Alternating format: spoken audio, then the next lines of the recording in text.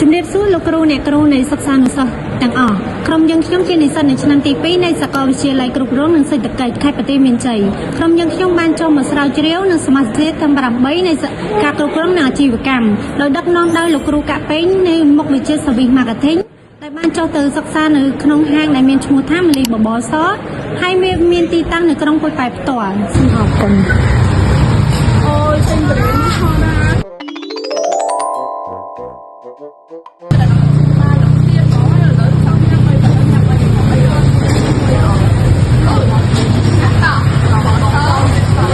តពីជាហាពីទីក្រុងសេរីសុផាមកដល់ទីក្រុងបែបក្មេងស្រីទាំង3អ្នកក៏បានសម្រេចចិត្តថៃញ៉ាំបបកសនៅពេលដែលចូលមកដល់ក្នុងហាងផ្ទះយើងឃើញថាហាងមានបរិយាកាសធំទូលាយនិងទាំងមានអនាម័យអបបុគ្គលិកមានលក្ខណៈរួសរាយរាក់ទាក់និងយកចិត្តទុកដាក់ចំពោះភ្ញៀវល្អនិងការរៀបចំមានលក្ខណៈស្តង់ដារត្រឹមត្រូវហើយការរៀបចំម្ហូបមានអនាម័យល្អចំណែកឯការជ្រើសរើសយកគ្រឿងផ្សំគឺយើងជ្រើសយកតែគ្រឿងផ្សំណាដែលថ្មីហើយល្អស្រស់ស្រាយដើម្បីបងប្អូនទទួលទានពិសាដោយស្និទ្ធមកហើយបបរមិនមែនជាបបរធម្មតាទេបងប្អូនគឺជាបបរអង្គផ្កាម្លិះលើកតយដែលបងប្អូនពិសាម៉ាត់ណាក៏ឈ្ងុយឆ្ងាញ់គ្រប់ម៉ាត់ផងដែរហើយនេះគឺជាម្ហូបដែលមាននៅក្នុងហាងបងប្អូនអាចមើលតាមមនុស្សបងប្អូនដាក់ខាងលើនេះបានបាទម្ហូបមានការតំណងខ្លាំងមែនទែនភេម៉ាហើយក៏ស្រស់ទឹកមាត់ទីទឹកឃើញហេវមកខោពោជ្រូកនេះហាពោជ្រូកបកកអ្នកនរគ្នាមានលក្ខណៈទន់ហើយឆ្ងាញ់អត់មានធំក្លិនអីទេចំពោះជ្រក់ហេដ្ឋាគឺជាជ្រក់ដែលយើងធ្វើឡើងដោយផ្ទាល់ដៃជារៀងរាល់ថ្ងៃធានាថាញ៉ាំហើយមិនឈឺពោះអ្នកនរគ្នាមកទឹកញ៉ាំហើយក៏ដឹងតែឆ្ងាញ់ដែរចឹងឃើញចាំកាទៀតមកញ៉ាំមកចំពោះទីតាំងបងប្អូនគាត់ទៅមើលតាមវីដេអូឡើយជីឈ្មោះពីអេស៊ីលីដាមកឲ្យត្រង់រហូតដល់វត្តប៉ាលីឡៃ